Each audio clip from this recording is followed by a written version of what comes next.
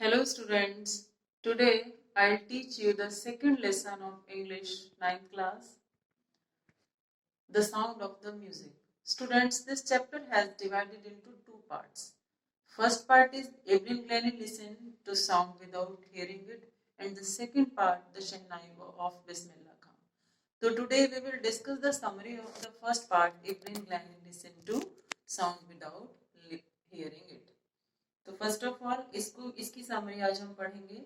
ये एक ऐसी लड़की की कहानी है जो कि बहुत कम सुनती है और उसके बावजूद भी वो म्यूजिक में इंस्ट्रूमेंट प्ले करने में अपना बहुत पॉपुलर हो जाती है और एक परक्यूशनिस्ट बन जाती है। परक्यूनिस्ट कहते हैं हु प्लेज मेनी इंस्ट्रूमेंट।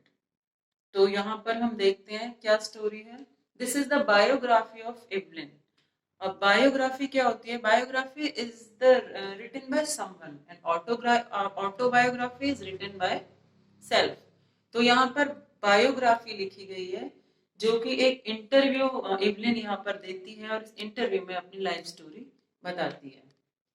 अब ये एवलिन स्टार्ट करती है कि वो जो बचपन में से ही म्यूजिक की बहुत ज्यादा शौकीन थी, उसे म्यूजिक बहुत पसंद था, इंस्ट्रूमेंट बजाना, इंस्ट्रूमेंट सुनना उसे बहुत अच्छा लगता था। बट एक बार वो पियानो का उसका एक स्कूल में पियानो का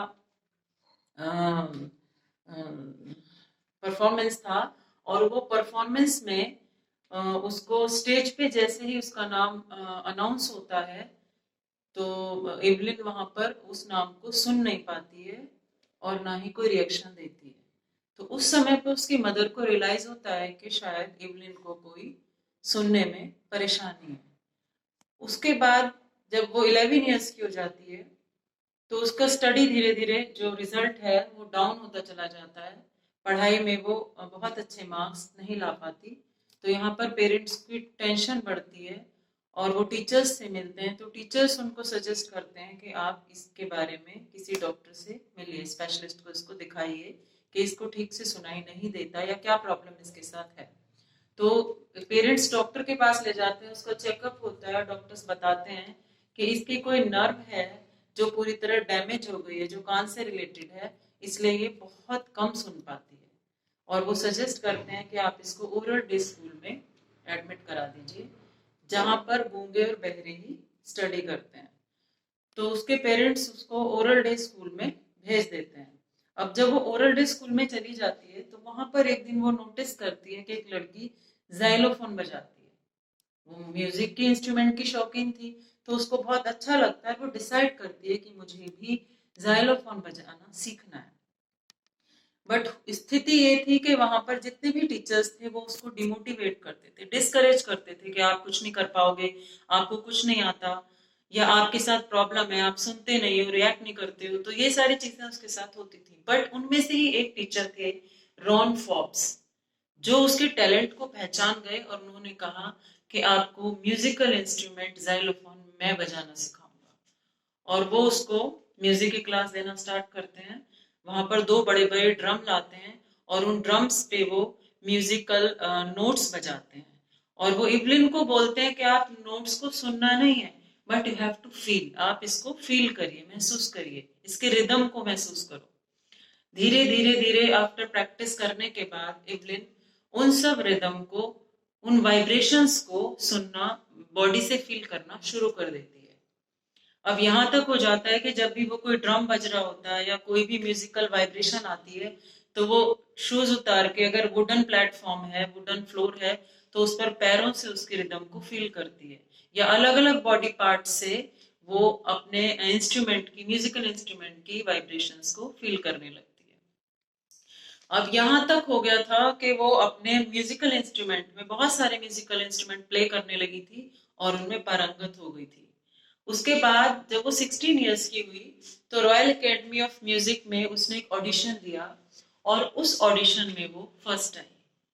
अब यहाँ से उसकी लाइफ स्टार्ट होती है। यानी वो इस समय जब वो ऑडिशन में फर्स्ट आती है तो यहाँ से उसकी पॉपुलैरिटी बढ़ जाती है और यहाँ से उसके वर्ल्ड टूर शुरू हो जाते हैं, सोलो कंसर्ट शुरू हो जाते हैं। हॉस्पिटल्स और प्रिजन्स में वो फ्री शो करने लगती है, लोगों को इंस्पायर करने लगती है। और 1991 में सोलोइस्ट ऑफ द ईयर उसको एक अवार्ड मिलता है। और वो उस अवार्ड के बाद वो लोगों को इंस्पायर करती है, जो हैंडीकैप्स थे उनको इंस्पायर करती है कि अगर मैं कर सकती हूँ, जो मैं बिल्कुल बहुत कम सुनती हूँ, तो आप लोग क्यों नहीं कर सकते, या आप लोग आगे क्यों नहीं बढ़ सकते। और इस सब का क्रेडिट वो अपनी हार्डवर्क एंड सेल्फ डिटर्मिनेशन को देती है, अपनी मेहनत को, अपने दृढ़ निश्चय को इसका क्रेडिट देती है। और इसी म्यूजिकल इंस्ट्रूमेंट के द्वारा, यहाँ तक कि जो ऑर्केस्ट्रा है, ऑर्केस्ट्रा को चुनौती देती है। ऑर्केस्ट्रा के अगेंस्ट वो म्यूजिक इंस्ट्रूमेंट प्ले करती है और उससे बहुत अच्छे तरीके से वो बजा पाती है।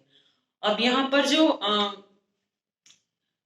जो इवलिन है वो बहुत सारे लोगों को खुशियां देती है, मिलियंस उसके फैन हो जाते हैं और उसका म्यूजिक सुनते हैं, उसका म्यूजिकल इंस्ट्रूमेंट सुनते हैं और उससे बहुत खुश होते हैं। और यहाँ पर हम इस स्टोरी से यही मॉरल मिलता है कि एक हैंडीकैप्ट होते हुए भी जो कुछ नहीं सुन पाती, उसके बावजूद भी म्यूजिक में इतना बड़ा मुकाम हासिल कर सकती है, तो हम लोग क्यों नहीं कर सकते। इसकी सिर्फ किसको क्रेडिट जाता है, उसके hard working and self determination.